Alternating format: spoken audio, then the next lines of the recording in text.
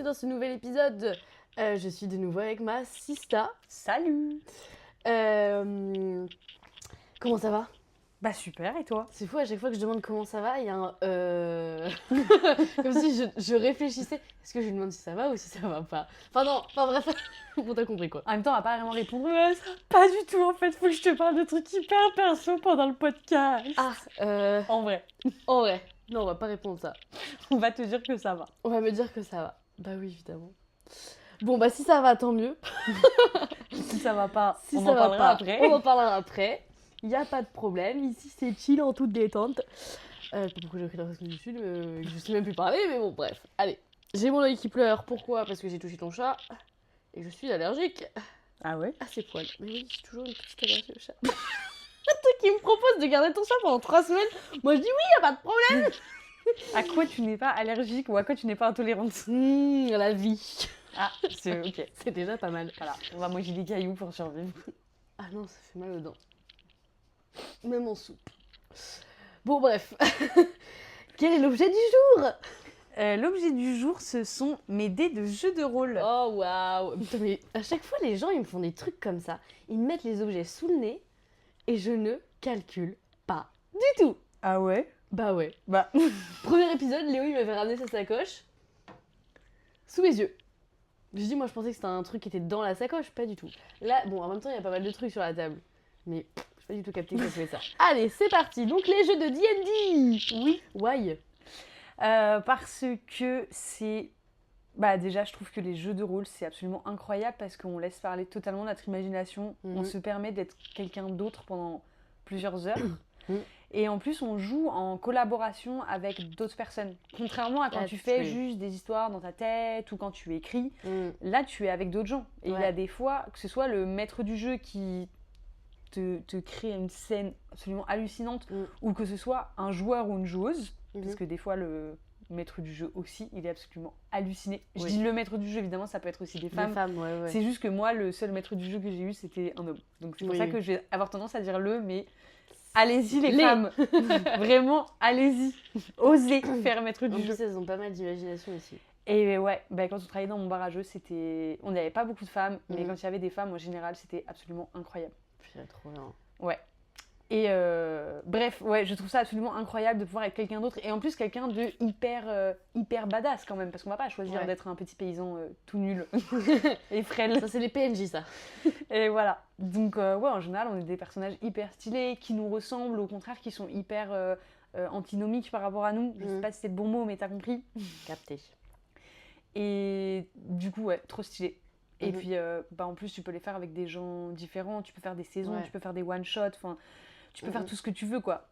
Moi, c'est toi qui m'as fait découvrir Donjons et Dragons. En soi, je connaissais, parce que quand j'ai bossé dans la start-up de jeux de société, et ben, je me suis fait deux potes qui, elles... Enfin, je me suis fait d'autres potes, hein, mais ces deux potes-là, elles jouaient de ouf à Donjons et Dragons. Elles avaient des sessions et tout. Et j'ai appris, en fait, un peu plus ce que c'était via elle. Et après, toi, t'es venu m'en parler. J'ai dit, ouais, je connais un peu le truc et tout. Et puis, bon, le grand classique, c'est Stranger Things. Mais je n'ai pas du tout kiffé cette série. Parce que je suis une grosse flippette. Et j'ai pas réussi à aller au-delà de 4 épisodes, je crois. Donc, même si ça a remis Donjons et Dragons au goût du jour, moi, c'est pas du tout pour ça que j'ai commencé à kiffer. Parce que de un, j'aime énormément les jeux de rôle. Parce que, bah, de un, en fait, je trouve ça super nostalgique. Ça me rappelle mon enfance quand, si tu t'inventais un personnage, on était en vacances. Je disais, ouais, moi, je suis une sorcière, j'ai des cheveux comme ça, j'ai une cape pareille. Et moi, c'est ça mes super pouvoirs. Oui. Mon Dieu. Bon, après, ça peut être considéré comme un jeu un peu enfantin, etc. Parce que Enfin, moi, c'est déjà ce que j'ai entendu. Parce que, ouais, les jeux de rôle, c'est pour les gamins, etc. Non, mais sauf qu'en fait, là, il y a vraiment une réflexion. Tu crées ton personnage, tu fais partie d'une aventure où il y a de la réflexion et où tu laisses parcourir ton imagination. En fait, c'est pas pour les gamins, au contraire. Et combien même c'était pour les gamins. Je trouve que les enfants sont très... Je suis en train de faire un tunnel, mon Dieu. Mais non, mais c'est juste pour terminer sur ça. En termes de créativité, les enfants sont les êtres les plus purs, les moins influençables et les moins influencés. Enfin, plutôt les moins influencés. Et c'est eux qui ont toutes les clés que nous, en tant qu'adultes qui se sont développés, on a perdu toute créativité pure, en fait, vierge, parce qu'on se laisse brider par des idées qui nous ont été données, et des préceptes et tout.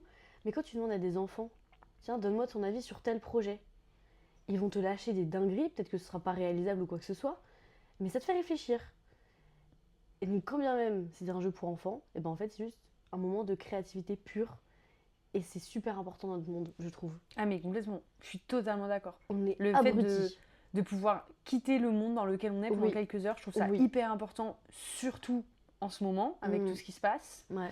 Et en plus, moi j'ai aussi envie de rebondir sur un truc où tu dis que tu as déjà entendu des réflexions comme quoi les jeux de rôle c'est pour les gamins.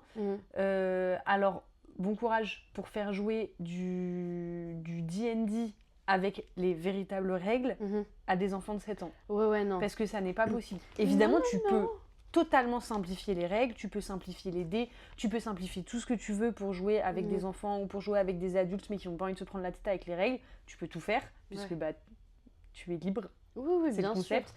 Mais par contre, si tu veux être dans les règles, tu peux pas y jouer avec des enfants. Non, c'est très très complexe. Mais en vrai, pour moi, c'est comme tous les jeux. Le nombre de gens qui disent « Ah, mais les jeux, c'est pour les gamins ». Mec, je suis désolée, pour moi, si t'aimes pas les jeux, t'es pas drôle. Surtout, peut-être que je vais perdre des gens, mais je m'en fiche en fait. Juste, si tu n'aimes pas t'amuser, tu n'es pas drôle. Et puis maintenant, il y a tellement de jeux qui sont faits pour les adultes. Donc, il y a des jeux qui sont faits pour les adultes et pour les enfants, qui sont interactifs, qui sont tout ce que tu veux. Mais par contre, ils sont faits pour les adultes. Ils sont faits pour faire voyager les adultes. Et après, oui, pour moi, être un adulte heureux qui est bien dans sa peau, c'est c'est avant tout être un adulte qui sait encore être un enfant, comme tu l'as dit. Exactement. Je vous fais une petite séance ronron. Ronron thérapie.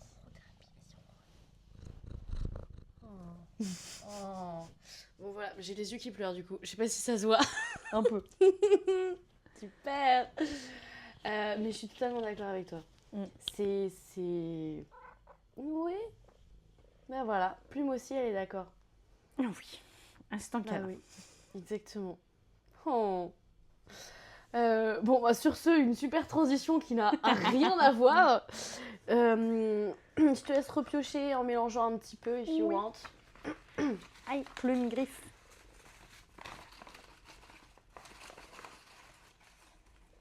Hop. Attends, je reprends ça parce que va jouer avec ça. C'est d'une forme...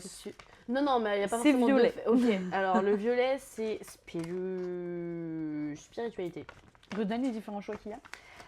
Santé, spiritualité, philosophie de vie, paranormal. C'est le paranormal, le violet. C'est le paranormal. Et relations. Ok. Les objets chargés d'histoire peuvent-ils porter malheur ? Oh !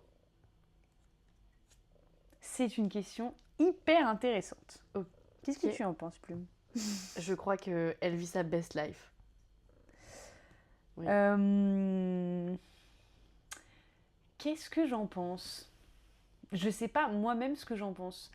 Mais je dirais... Alors, mon avis, il n'est pas tranché à 100%, mais je pense que je pencherais plus vers le oui. Parce que je pense qu'on ne se rend pas compte à quel point les choses, les énergies qui nous entourent et tous les esprits aussi qui peuvent être là ont une puissance, en fait ont eux-mêmes une énergie et ont une portée sur nous. Alors évidemment pour ça il faut croire aux esprits. Oui. Et donc je vais remettre un petit contexte aussi pour savoir pourquoi est-ce que j'ai cette opinion, parce que sinon évidemment les gens ne comprennent pas, normal. Alors moi à la base je suis quelqu'un qui suis 100% athée. Quand on meurt, c'est tout. Je viens d'une famille légèrement catho, mais tranquille sur les bords. J'ai dû faire 2 ou 3 ans de catéchisme, et histoire d'avoir un petit peu la culture de ma famille, mais mes parents se disent peut-être, pourquoi pas, mais ils sont pas non plus à fond là-dedans. Jusqu'à ce qu'il me soit arrivé des choses assez bizarres. Inexpliquées. Et totalement inexpliquées, mais jusqu'à avoir des visions. J'ai déjà vu un enfant dans la chambre dans laquelle je dormais chez un ami, un enfant de 8 ans, apparaître un petit peu j'ai envie de dire, un petit peu fantomatique, dans le sens où je voyais pas du tout à travers cette personne. Mais par contre, j'avais conscience que il était possible que je sois la seule à voir cette personne. Ah ouais, ok. Donc c'est là où je dis un petit peu fantomatique. Mais en vrai, elle avait rien d'un fantôme. Elle était ultra réelle. Par contre, elle avait rien à faire là. Et je savais que c'était pas un enfant qui était passé par la porte. Enfin, je sais pas, c'est difficile à expliquer, mais il y avait ce truc-là. Tu savais. Donc après, peut-être que je suis folle. C'est possible, c'est une explication. En tout cas, je n'étais pas sous drogue, je n'étais pas sous alcool, j'étais sous rien du tout. Ouais. Donc c'est juste soit la folie, soit il s'est passé quelque chose d'inexpliqué. Il me semble que ça me dit quelque chose et que sans même que tu ne sois au courant d'une certaine histoire, tu avais vu le petit garçon qui faisait partie de l'histoire, qui quand tu en as parlé à tes potes, il t'a raconté l'histoire. Exactement. Et en fait, c'était même mieux que ça, dans le sens où, en fait, la manière dont toi tu le dis, c'est possible que l'autre, que Tristan à qui j'en ai parlé, ait pu inventer ensuite l'histoire. Sauf que c'est pas ça qui s'est passé, c'est que moi je l'ai vécu la veille dans la nuit. Donc évidemment, après j'ai gardé la lumière allumée et j'ai mis peut-être 6 ou 7 heures à m'endormir. Je me suis juste endormie de fatigue parce que je ne pouvais pas fermer les yeux. Je te jure que ça c'est une phobie. C'est heureusement que ça s'est pas passé chez moi. Ah ouais, ah non, tu déménages. Ah mais tu vraiment, déménages. C'était horrible. Et en fait, le matin quand je me suis levée, je savais que j'avais pas rêvé de ça, mais je sais pas pourquoi, pour moi, c'était pas pertinent d'en parler. Pas dans le sens où j'avais une honte, où je me suis dit, je sais pas, faut pas en parler, c'était juste... Ouais, en fait, ça avait la même importance qu'un rêve. Ok. Alors que pas du tout. Mais tu savais que t'avais pas rêvé. Mais je savais que j'avais pas rêvé. Et déjà, je me suis réveillée avec les lumières allumées, donc, donc je suis pas sous. C'est qu'en effet, il y a bien eu une réaction de ta part face à quelque chose. Voilà. Et puis, c'était pas du tout au milieu de la nuit, je me suis pas endormie entre-temps. Enfin, je veux dire, je n'avais pas encore dormi. Bref, mon ami, Tristan, me demande si j'ai bien dormi. Oui, j'ai bien dormi. Et toi ? Bah oui, tranquille, mais toi, t'es sûre que t'as bien dormi ? Oui. T'as pas senti des trucs un petit peu bizarres ? Déjà, les questions un peu cheloues. Comment ça ? Ouais, hyper chelou. Genre, comment ça, des trucs un peu bizarres ? Enfin... Et bon, là, j'ai passé vite l'histoire, mais en vrai, même avant de voir cet enfant, il s'était passé des trucs bizarres dans la chambre. D'accord. Donc, comment ça, frérot, en fait ? Ouais, vas-y, accouche. Et limite, à devenir parano et à dire, mais mec, en fait, à quoi tu joues ? Qu'est-ce que t'as fait ? Enfin, c'est quoi, du coup, t'as drogué mon verre ? T'as fait un bail ? Enfin... Parce que moi, je dis que j'ai pas pris de drogue, mais à tout moment, je n'ai pas conscience. Et là, il me dit, non, mais parce que moi, en fait, depuis que je suis tout petit, j'ai l'impression qu'il y a un enfant dans cette chambre, il y a une présence d'un enfant. Et là, je lui dis, mais attends, tu l'as vu ? Il me dit, non, je l'ai jamais vu, j'ai jamais rien vu du tout. Donc c'est pour ça, je sais pas comment est-ce que toi, tu vois les choses. Mais en tout cas, j'ai l'impression, depuis des années, qu'il y a une présence dans cette chambre. Et le mec, il te laisse dormir tranquille, comme ça, dans cette chambre, sans te prévenir. Déjà, il y a aussi le truc de la paranoïa, il peut toujours être parano. Et surtout, il n'y avait pas d'autre chambre. Et lui, ça l'empêchait pas de dormir dedans. L'enfant avait pas du tout l'air malveillant. Hein. Enfin, je veux dire. Non, mais alors attends, mais même. Oh là, je bégaye. Ouh. Même si ce n'est pas forcément une présence malveillante, le fait est que si tu sens une présence, ça peut simplement t'empêcher de dormir. Enfin, moi, je sais que bienveillant ou pas, le simple fait que je sente que je ne suis pas seule chez moi, alors que je suis censée être seule, ou bien que je suis censée être avec quelqu'un qui dort dans le lit d'à côté ou machin, ou bien un animal, ou enfin... Non, je ne peux pas, ce n'est pas possible de me rendormir normalement. Je sais pas comment il fait. Mais après, parce que toi aussi, tu y crois vraiment énormément, dans le sens où t'as pas de doute sur leur existence, alors que Tristan... Je ne peux pas avoir de doute de ce que j'ai vécu. Voilà, mais Tristan, lui, il était plus dans le doute, à dire peut-être que ça existe, mais peut-être pas, peut-être que je me fais juste des idées aussi. Et après, moi, en fait, aussi, ce qui s'est passé, c'est que du coup, j'ai parlé à l'enfant, en me disant, moi, à tout moment, je parle seule, mais bon, qui n'a jamais parlé seule, en vrai, soyons honnêtes. Et je lui ai dit, écoute, je suppose que je suis chez toi, du coup, je suis vraiment pas là pour te déranger, je suis là pour 2 jours, donc il y a cette nuit-là et la prochaine nuit, et après, je te dérange plus, il n'y a pas de souci. Et donc là, en fait, il a sauté du lit, et quand ses pieds ont touché le seuil, il a disparu. Pas du tout flippant. Attends. Il était sur ton lit ? Non, il était pas sur mon lit. Il y avait 2 lits ? Il était pas sur mon lit. Il y avait 2 lits, et il était sur le lit d'en face. Ah, j'aurais été tétanisée, je pense, sinon. Oh my god. Et après, la nuit d'après, j'ai rien senti. Ok. Je n'ai pas senti de présence du tout. Donc, je pense aussi qu'il y a eu un... Ouais, je sais pas. Donc, bref, voilà. Bon, en tout cas, j'ai eu 3-4 expériences un petit peu comme ça. Donc, si vous nous écoutez et que vous n'êtes pas d'accord avec les esprits et tout ça, il y a zéro problème. Juste comme ça, on pourra mieux comprendre le sujet qui suit. Waouh, purée. La mise en contexte était longue. Bah ouais, c'était peut-être pas le meilleur exemple à prendre. Ah, c'est pas grave. Mais c'est pas grave. Et donc, est-ce que c'était quoi la question ? Les objets qui sont chargés. Ouais, les objets chargés d'histoire peuvent-ils porter malheur ?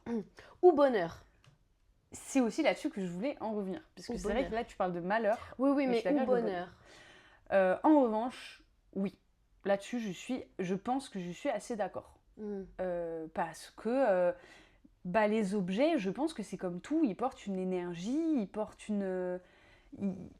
Peut-être même que certains peuvent avoir une âme. Enfin, je pense aussi qu'il y a des âmes qui peuvent se réfugier dans des objets. Enfin, pourquoi pas ? Je dis pas que je crois en ça, mais pourquoi pas en fait ? En tout cas, les histoires de... J'aime pas ce mot. Des poupées. Ah oui. C'est pour ça que je n'ai pas voulu le dire. L'enfer. Voilà. Ce genre de choses sont des histoires, on y croit ou on n'y croit pas. Mais oui, quand tu dis qu'elles peuvent se réfugier dans des objets, why not ? Et puis même, je trouve que, tu vois, typiquement, quand on prend une habitation, je trouve que quand on va chez les gens, on ressent pas du tout la même ambiance. Non. Il y a des endroits dans lesquels on va se sentir très bien. On va arriver dans un cocon qui est vraiment sain. Ouais. Alors qu'il y a des endroits où limite on se sent oppressé. Et on n'a pas envie d'y rester. Et rien que ça... en fait, alors ça peut être les murs, ça peut être l'habitation en elle-même, ou ça peut être dans des objets. Ouais. Là-dessus, on sait pas, mais bon, quand même, si c'est des murs, c'est pas vraiment un objet. Mais le ressenti est quand même là, en fait. Le ressenti est là. Donc oui, je pense qu'il y a clairement quelque chose. Et c'est vrai que moi, je me souviens, maintenant que tu me dis ça, chez mon arrière-grand-mère, il y avait le... Pour rappel, pardon, on n'est pas de la même famille. On n'est pas de la même famille. On est de la même famille, mais on n'est pas de la même famille. On est de la même famille du côté du papa. Voilà. C'est pour ça. Donc chez mon arrière-grand-mère maternelle, elle avait un bracelet en argent qui appartenait à son fils, à mon grand-père. Ok. Mon grand-père qui est mort quand ma mère avait 20 ans. Donc moi, je ne l'ai jamais connu. Okay. Mais en revanche, c'est une personne qui a été très malveillante. Oui. Pas dans les détails dans cet épisode-là, mais très malveillante. Moi, je suis au courant. Et moi, je me souviens, quand j'étais toute petite, j'avais 8 ans, j'ai vu le bracelet. Donc évidemment, à ce moment-là, j'étais au courant de globalement rien concernant cette histoire de ma famille. Et j'ai eu peur de ce bracelet, qui était en soi un bracelet en argent. Ouais, mais il dégageait un truc qui, toi, t'as... Voilà.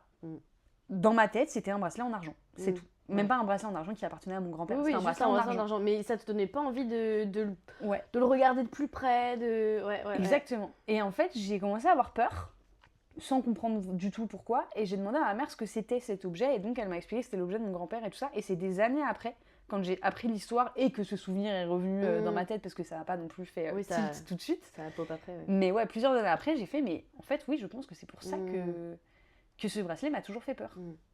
Ouais. Voilà. Un truc de ouf. Hein. Ouais. Moi, pour les lieux, c'est surtout chez ma grand-mère. Ma grand-mère maternelle. Oui. Donc. Chacun sa grand-mère. Chacun sa grand-mère. Ouais, chez ma grand-mère maternelle. C'est un lieu un peu spécial. J'en avais déjà parlé, je crois, dans un épisode avec Léo. On l'avait évoqué. Aujourd'hui, c'est un peu différent l'ambiance qu'il y a. Bon, toi, tu y es déjà venue d'ailleurs. Je me rappelle pas si t'as dû y dormir quand t'étais petite. Ouais, petite, oui, c'est sûr, mais j'avais 4 ans. Oui, je venais peut-être de naître en plus. Donc ouais, il y a moyen. Mais donc, tu t'en rappelles pas. Mais c'est une maison où déjà, il y a une sorte d'oppression du fait qu'elle est très peu aérée et que il y a 2 couches de moquette partout.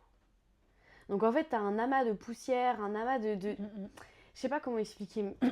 Peut-être que le simple fait de le dire à l'oral, les gens vont pouvoir comprendre.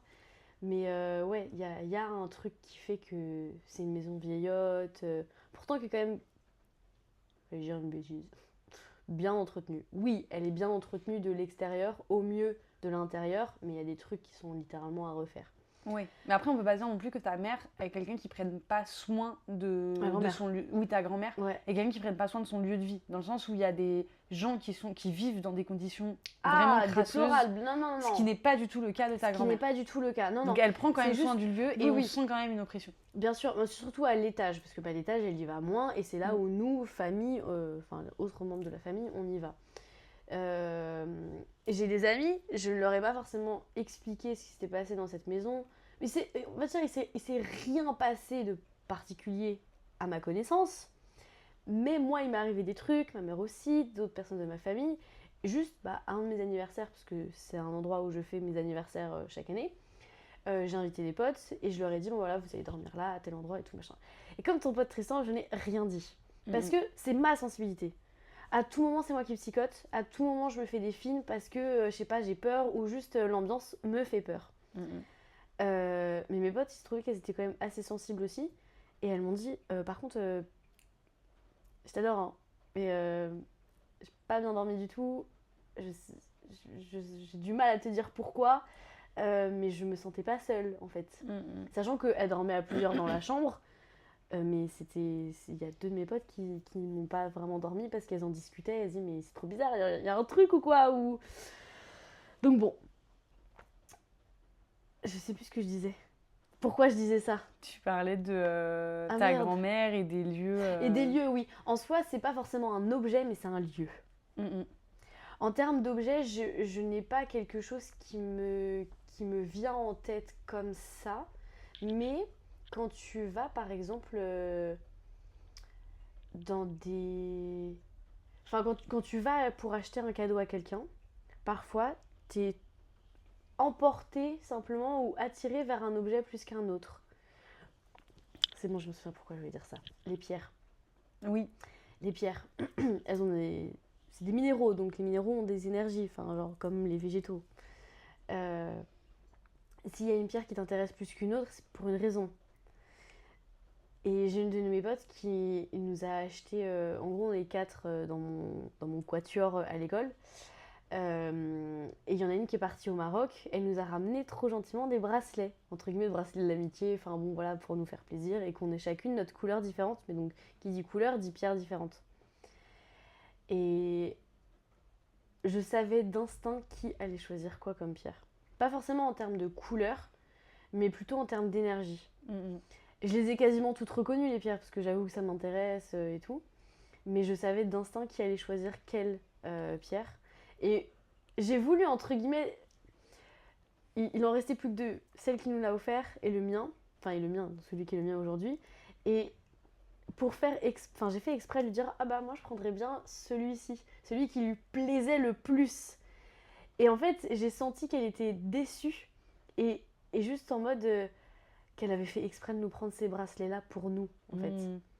Donc même elle, sans savoir ce qu'on allait préférer, ni même nos couleurs préférées ou quoi, parce que moi pour le coup, il n'y avait pas ma couleur préférée, mais pourtant j'aurais quand même pris un bracelet qui me correspond. Et elle avait choisi pour nous, quoi. C'est pas pour rien. Ouais, non mais complètement. Voilà. Oh, pardon, j'ai mon œil. En fait, j'ai qu'un seul œil qui pleure. Je ne suis pas émue, hein. Non, juste allergique au chat. Juste allergique au chat. Eh ben oui, Pichoun, c'est allergique à toi. Ouais. Non, mais voilà, bon, on a un peu dérivé sur les trucs.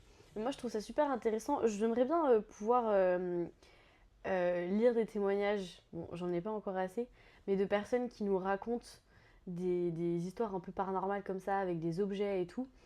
Mais je pense que c'est un sujet que je vais remettre dans le bocal parce que en fonction de l'invité, ça peut être archi intéressant. Et c'est vrai que je suis quand même axée spiritualité plus. Voilà. Oui, mais carrément. Donc voilà. Et ben en tout cas, j'espère... Oh putain, ça... Non, ça va, c'est pas trop long. Ça va. Ça va, c'est pas trop long. Comment conclure cette fois-ci? As-tu un message à faire passer ou un petit mot pour en lien avec le sujet ou pas en vrai? Ben, moi, j'ai envie de proposer aux gens de partager leur expérience s'ils en ont, ou l'expérience de leurs amis s'ils en ont, ou s'ils en ont pas du tout et qu'ils y croient pas du tout aussi, qu'ils le disent et Ouais, pourquoi. carrément. En vrai, moi, ça m'intéresserait. Si j'avais le choix d'y croire ou de pas y croire, je pense que je choisirais de pas y croire. Ah ouais, je sais pas. Parce que vraiment, ça me fait psychoter. Hein. Bah ouais, mais parce qu'en fait, j'ai l'impression qu'on pense beaucoup plus aux choses négatives. Tu vois, rien que la manière dont tu as formulé la question, Oui. tu parles tout de suite des choses négatives. Mais parce que dans les films d'horreur par exemple, où il y a du paranormal, c'est le principe d'un film d'horreur, c'est que du négatif. Mais en fait, on n'a pas de film, en tout cas pas que je connaisse, donc du coup beaucoup moins si ça existe, oui, bien sûr. de films où il y a du paranormal mais positif. En vrai, il y a des choses très belles aussi. Enfin, moi, par exemple, typiquement, le nombre de fois, ça m'arrive pas non plus tous les jours, hein, mais il y a quand même des fois, je sais pas, peut-être une fois par mois, je dirais, où j'ai vraiment le sentiment que ma mère, donc qui est décédée il y a 7 ans, qui est décédée il y a 7 ans, communique avec moi. Te rend visite. Ouais, et donc ça peut être à travers, je sais pas, ça peut être tout bête, mais à travers des chants d'oiseaux à ce moment-là, tout pile, ou ça peut être un éclairci qui arrive au moment où je suis en train de pleurer, ou je sais pas, un verre qui tombe là comme ça, tu sais pas pourquoi, et en fait, quand t'es en train de le ramasser, tu tombes sur un livre et tu te dis, mais. Ouais, what the fuck. Attends, c'est bizarre, tu vois, peut-être qu'il y a un truc que ça veut dire. Enfin voilà, des trucs tout bêtes, mais où en fait, je trouve ça aussi super beau pour le coup d'y croire et de penser que ça existe. Parce que quand bien même c'est pas du tout le cas, en tout cas tous les messages que moi je reçois comme tels, ils sont super positifs. Oui, bien sûr. Tu vois. Mais ça je suis d'accord. Après en même temps il y a aussi le fait, enfin je sais pas comment tu t'es renseigné par rapport au dossier Epstein et etc. là.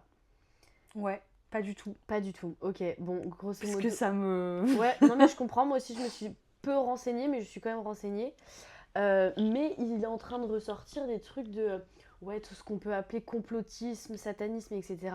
En fait, il y a de moins en moins, je dis de moins en moins de doutes à prendre toujours avec des pincettes, hein, mais on commence réellement à se poser beaucoup plus de questions sur ce genre de trucs. Et je me dis, en effet, là, on ne montre que le négatif. Les atrocités faites aux enfants, les rituels sataniques, pour pouvoir prolonger son espérance de vie. C'est ça. Enfin, des trucs. Et donc, évidemment, on va toujours aller sur le négatif. Et ça, c'est. Je sais pas si c'est psychologique ou neuroscientifique. Parce que peut-être que je dirais une grosse connerie, mais le cerveau retient toujours plus les choses négatives. Et ça, c'est un sujet qu'on avait déjà discuté avec Léo. Il retient toujours les aspects plus négatifs que positifs. Et donc, il va relayer les informations majoritairement plus négatives que positives. Oui. Non, mais c'est vrai. Et je pense aussi que l'humain est pas. Je pense que l'humain, dans sa globalité, est quand même assez mauvais. Alors, évidemment, il y a beaucoup de personnes qui sont hyper bienveillantes et hyper gentilles et qui sont là pour faire le bien. Mais je pense que quantitativement, il y a beaucoup de personnes aussi qui sont là pour faire le mal. Par exemple, moi, personnellement, je ne crois pas du tout ni en Dieu, ni en Satan, le diable et tout ça. Okay. Mais par contre, je pense que quand il y a des gens qui font des rituels sataniques, ça peut carrément appeler des sortes de démons. Donc des anges qui sont là pour faire le mal, en fait. Parce que ça, pour le coup, j'y crois. Je sais pas, c'est forcément des anges, hein, je vois pas non plus des êtres ailés et tout ça, mais des sortes de d'anges gardiens qui sont là pour veiller un petit peu sur nous, de manière positive ou négative.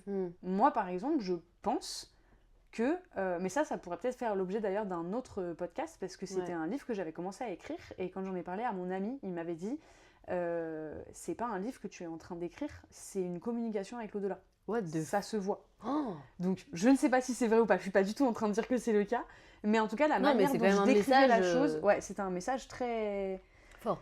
Très fort. Donc bref, ça fera sûrement l'objet d'un autre podcast. En tout cas, tout ça pour dire que je pense qu'on a effectivement des anges gardiens qui sont bienveillants ou malveillants.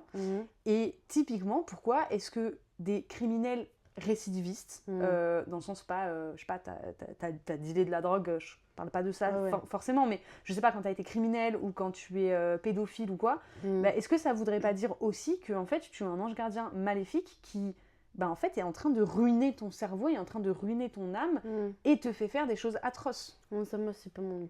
Sans du tout déresponsabiliser ce genre de criminel. Hein. Non, bien Attention. sûr. Non, mais c'est une manière de voir les choses aussi, oui. En soi, pourquoi ce ne serait pas gouverné par... Voilà, c'est une théorie qui est possible. Et je dis pas que j'y crois ou que j'y crois pas. Je dis juste c'est possible. Moi, c'est pas, j'y crois pas. Mais c'est vrai qu'en même temps, on entend tellement de théories différentes qu'au fur et à mesure, tu finis par te poser mille et une questions et te demander, toi-même, en quoi crois-tu ? Ouais, un peu. Je sais même plus en quoi croire. Ouais. Donc je comprends. Non mais c'est vrai. Et bah du coup, pour clôturer sur ça, en quoi croire ?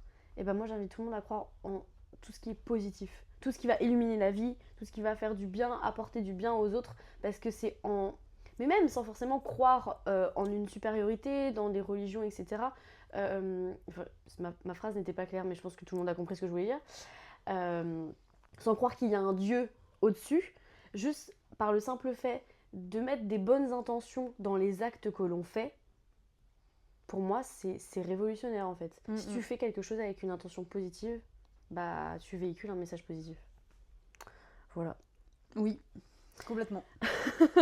Et en tout cas, merci beaucoup d'être revenu pour un nouvel épisode. C'était avec grand plaisir de discuter encore une fois avec toi. Oui, plaisir. Et puis bah, à très bientôt et à lundi prochain pour un prochain épisode. N'hésitez pas à partager et à noter ce podcast puisque maintenant qu'il y a quelques épisodes, les auditeurs peuvent noter.